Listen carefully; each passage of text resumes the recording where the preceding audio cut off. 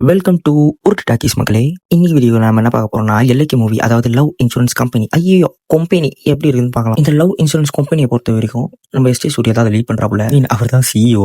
மனுஷன் என்ன பண்றாப்புலனா அவரோட எல்ஐகே, அதாவது லவ் இன்சூரன்ஸ் கம்பெனிக்கான வாய்ஸ் ஓவர் யாரா கொடுக்கணும்ன்றதை தேடிட்டு இருக்காப்புல. நிறைய பேரும் வந்துட்டே இருக்காங்க, அதாவது இன்டர்வியூ மாதிரி. நம்ம பிரதீப் ரங்கநாதனோட என்ட்ரி நடக்கிறது தானே, எல்லாரும் ஃபெயில் ஆகிட்டே இருப்பாங்க.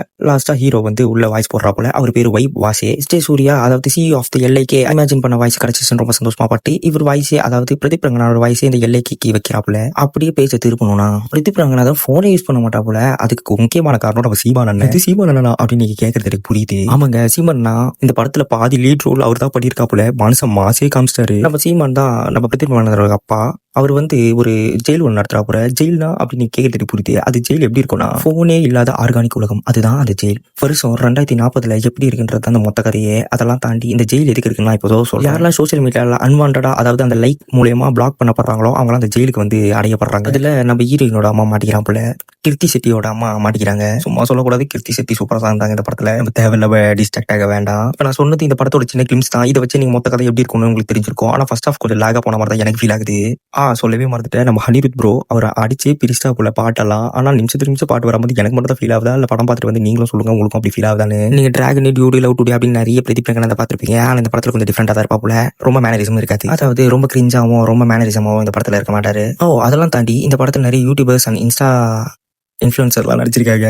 எனக்கே சின்னதா ஒரு ரீல்ஸ் பார்த்தா மாதிரி ஃபீல் ஆகுதா பார்த்துக்கோங்களே. ஓகே, அந்த கதைலாம் நமக்கு தேவையில்ல. படம் எப்படி இருக்கு இல்ல அதுன்ற பண்றோம் நான் கரெக்டாக சொல்லிடுறேன். ஃபர்ஸ்ட் ஆஃப் கொஞ்சம் லேக தான் போகுது. இப்போ நான் சொன்ன கதையை வச்சு நீங்க கொஞ்சம் புரிஞ்சிருப்பீங்கன்னு நான் நம்புறேன். இல்ல எனக்கு மட்டும் தான் அப்படி லேக் ஆகா, உங்களுக்கும் லேக் ஆகுன்னு சொல்லுங்க. செகண்ட் ஆஃப் ஓகே, ஒரு மாதிரி என்டர்டெய்னிங்கா ஒரு மாதிரி ஃபன்னா போகுது. அதாவது இந்த படத்தோட கோர் மெசேஜ் என்னன்னா, போனுக்குள்ளேயே முழுக்கிருக்காதீங்க. தனியா வந்து போர் அடிக்கும் போது தான் உங்களோட லைஃப் என்ன அப்படின்னு உங்களுக்கே புரியும் அப்படின்றது தான் இந்த ஒன்லைன் ஸ்டோரி ஆஃப் த எல்ஐகே, அதாவது லவ் இன்சூரன்ஸ் கம்பெனியில் கைஸ். நான் வந்து இது வந்து ஒரு பேட் ரிவ்யூவாவோ இல்லை வந்து இது வந்து ஒரு குட் ரிவ்யூவாவோ நான் சொல்ல விரும்பல. என்னோட பெர்ஸ்பெக்டிவ்ல நான் பார்த்ததுல, அதாவது உங்களுக்கு ஒரு பெர்ஸ்பெக்டிவ் இருக்கும், அது உங்களுக்கு சூப்பராக கூட இருக்கலாம். ஸோ என் பெர்ஸ்பெக்டிவ்ல எனக்கு ஒரு மாதிரி இருந்தது தான். நான் இது என்னோட பர்சனல் ரிவ்யூ தான் நான் சொல்கிறேன். நான் யாருக்கும் எதிர்ப்பும் கிடையாது, எதுவும் கிடையாது.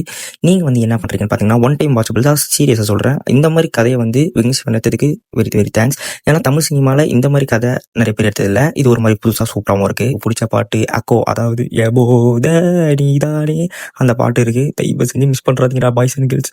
அது தேட்டர் எக்ஸ்பீரியன்ஸில் ஒரு மாதிரி எடிட்லாம் பண்ணி மஜாவாக பண்ணிட்டாங்க. ஸோ நீங்கள் போய் அதை பார்க்குறதே ரொம்ப நல்லது. ஸோ இந்த வீடியோ பிடிச்சா லைக் பண்ணுங்க, ஷேர் பண்ணுங்கள், ப்ளீஸ் கமெண்ட் பண்ணுங்கள். அது மட்டும் இல்லாமல் சப்ஸ்கிரைப் பண்ணுங்கள் கைஸ். அதுக்காக தான் நம்ம இந்த சேனல் ஓப்பன் பண்ணுது.